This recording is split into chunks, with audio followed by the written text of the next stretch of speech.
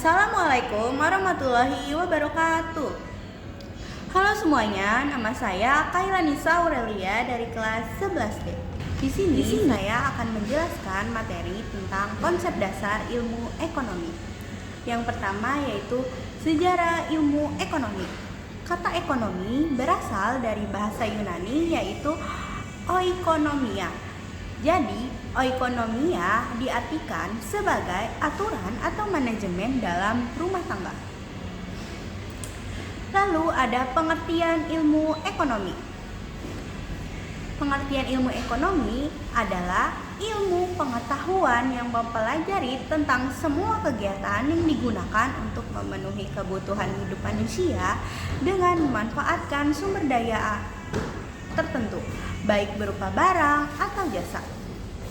Lalu ada pembagian ilmu ekonomi.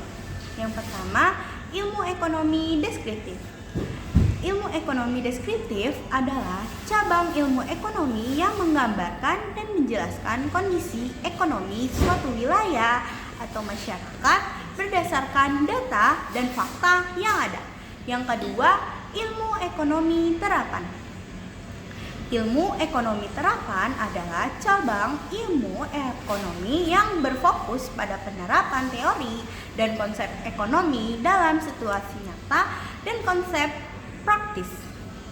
Yang ketiga adalah ilmu ekonomi teori.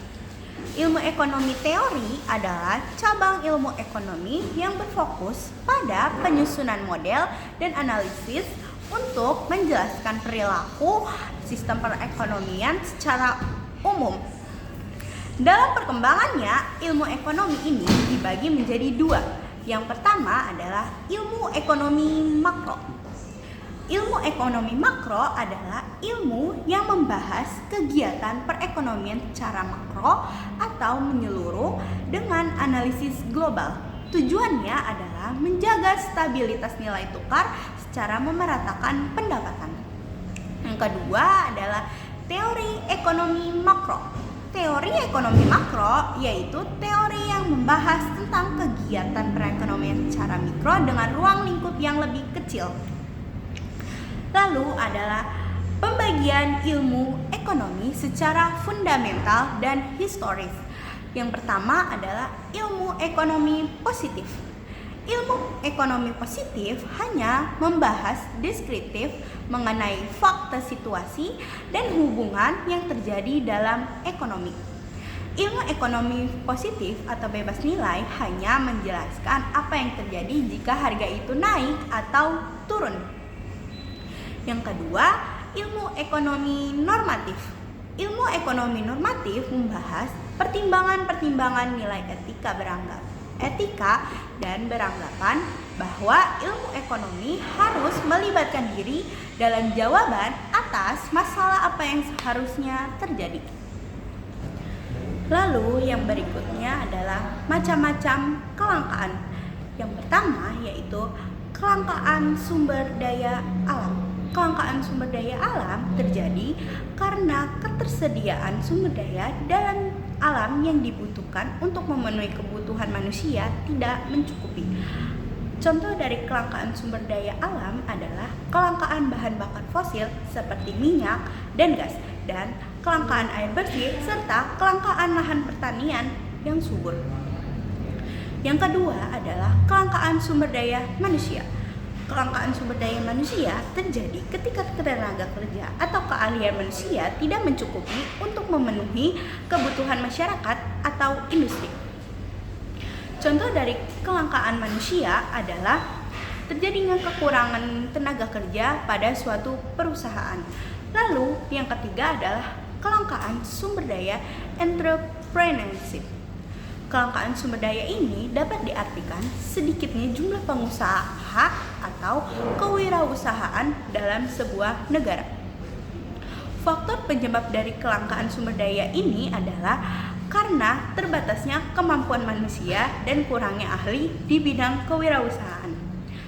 Contohnya adalah ketika seorang wirausaha memiliki ide bisnis yang bagus tapi tidak memiliki sumber daya yang cukup untuk mewujudkannya. Lalu yang terakhir adalah kelangkaan sumber daya modal.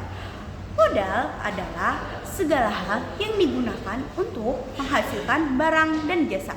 Kelangkaan sumber daya modal terjadi dalam hal penyediaan modal. Keterbatasan modal akan mempengaruhi kelangsungan proses produksi.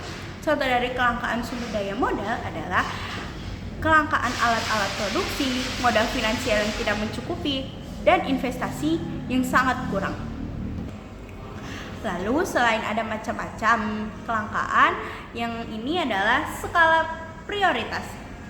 Skala prioritas merupakan ukuran kebutuhan tersusun berdasarkan tingkat kepentingan atau urgensinya. Dengan adanya skala prioritas, manusia diharapkan mengetahui mana kebutuhan yang harus didahulukan dan mana kebutuhan yang harus ditunda terlebih dahulu. Lalu ada kebutuhan dan alat pemuas kebutuhan. Yang pertama ada faktor-faktor yang mempengaruhi kebutuhan, yaitu yang pertama ada pekerjaan, ada istiadat, kondisi alam, tingkat pendidikan, profesi, usia, tingkat kepuasan dan gaya hidup, lingkungan, tingkat kemajuan teknologi, dan yang ke-10 adalah lingkungan. Lalu ada alat pemuas kebutuhan. Alat pemuas kebutuhan adalah alat yang dapat memenuhi beragam kebutuhan manusia, yaitu kebutuhan primer, sekunder, tersier, rohani, jasmani, dan lain-lain. Alat pemuas kebutuhan menjadi salah satu komponen penting untuk membantu manusia bertahan hidup. Yang pertama ada barang menurut sifatnya. Ada barang ekonomis. Jenis barang ekonomis adalah jenis barang yang memerlukan pengorbanan untuk memperolehnya. Pengorbanan di sini dalam bentuk pembayaran dengan uang. Lalu ada barang bebas. Barang bebas adalah barang yang tidak memerlukan pengorbanan untuk memperolehnya. Yang B ada barang menurut fungsinya. Ada barang konsumsi dan barang produksi. Lalu ada C, barang menurut wujudnya. Yang pertama yaitu barang konkret, barang dan barang abstrak. Yang kedua, barang menurut cara penggunaannya, barang substitusi, barang dan barang komplementer. Jenis-jenis kegunaan barang atau jasa ada terbagi menjadi 5, yaitu elemen utility, time utility, place utility, from utility, and ownership utility. Lalu ada jenis-jenis alat pemuas kebutuhan. Yang pertama yaitu kebutuhan primer. Kebutuhan primer adalah kebutuhan mendasar yang mutlak diperlukan untuk kelangsungan hidup manusia. Kebutuhan ini meliputi sandang yaitu pakaian, pangan yaitu makanan, dan papan yaitu tempat tinggal. Yang kedua ada kebutuhan sekunder. Kebutuhan sekunder adalah kebutuhan yang dipenuhi setelah kebutuhan primer terpenuhi.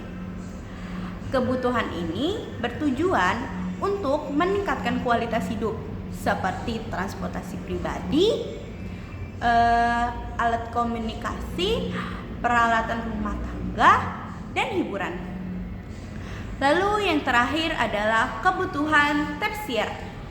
Kebutuhan tersier adalah kebutuhan yang bersifat mewah dan hanya dipenuhi setelah kebutuhan primer dan sekunder terpenuhi. Contohnya adalah mobil mewah, perhiasan, dan liburan ke luar negeri. Sekian dari PPT saya. Wassalamualaikum warahmatullahi wabarakatuh.